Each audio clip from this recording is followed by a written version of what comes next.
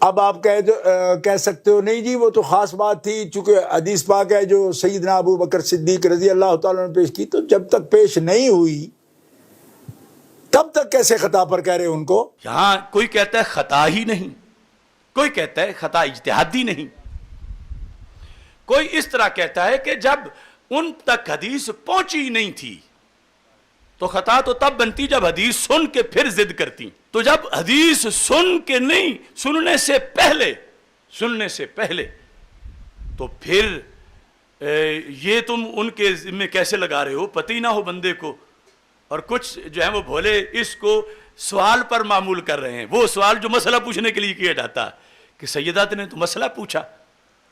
تو میں نے اس واسطے لفظ دعویٰ پہ زور دیا کہ بات دعوے کی ہو رہی ہے، بات مسئلے کی نہیں ہو رہی۔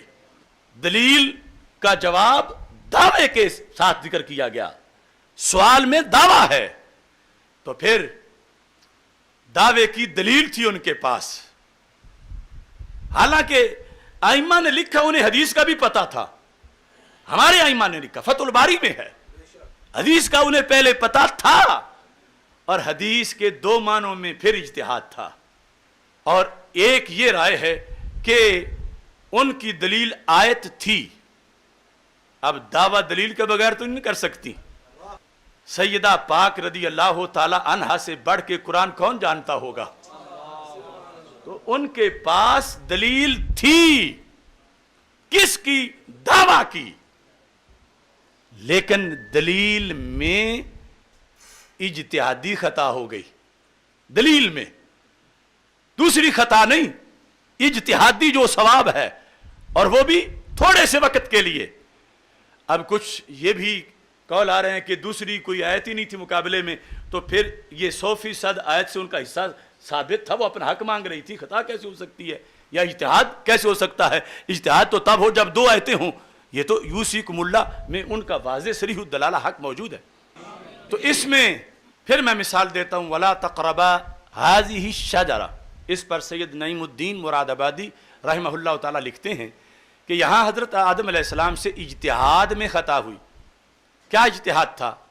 دوسری آیت میں نہیں، اسی کے اندر ہی، کہ وہ سمجھ رہے تھے کہ نہی تنزیہ ہے لا تقربا، حالانکہ وہ تو تحریمی تھی۔ اگر تحریمی مان کے بھی کرتے پھر تو معاذاللہ گناہ ہوتا،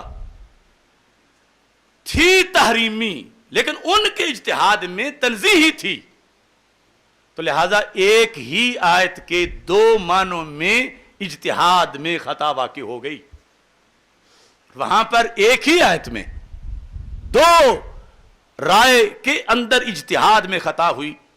کیسے؟ یوصیکم اللہ فی اولادکم للذکر مثل حظ الانثیین۔ سیدہ پاک رضی اللہ تعالی عنہا یہ سمجھ رہی تھیں کہ یوصیکم میں رسول پاک صلی اللہ علیہ وسلم کو بھی خطاب ہے، جیسے پوری امت کو خطاب ہے، اور پوری امت کو ہے للذکر مثل حظ الانثیین۔ کوئی فوت ہو تو وہ وراثت بٹتی ہے، تو پھر ابا جی میرے دنیا سے تشریف لے گئے تو وراثت بٹے گی۔ یہ ان کا اجتہاد تھا یوصیکم میں، کہ جیسے اقیم الصلاۃ میں خطاب رسول پاک صلی اللہ علیہ وسلم کو بھی ہے اور ساری امت کو بھی ہے، تو ایسے ہی یوصیکم میں بھی خطاب جیسے امت کو ہے ایسے ہی رسول پاک صلی اللہ علیہ وسلم کو بھی ہے، تو پھر میرا حق بنتا ہے میں مانگ لوں۔ سمجھ آ رہی ہے نا؟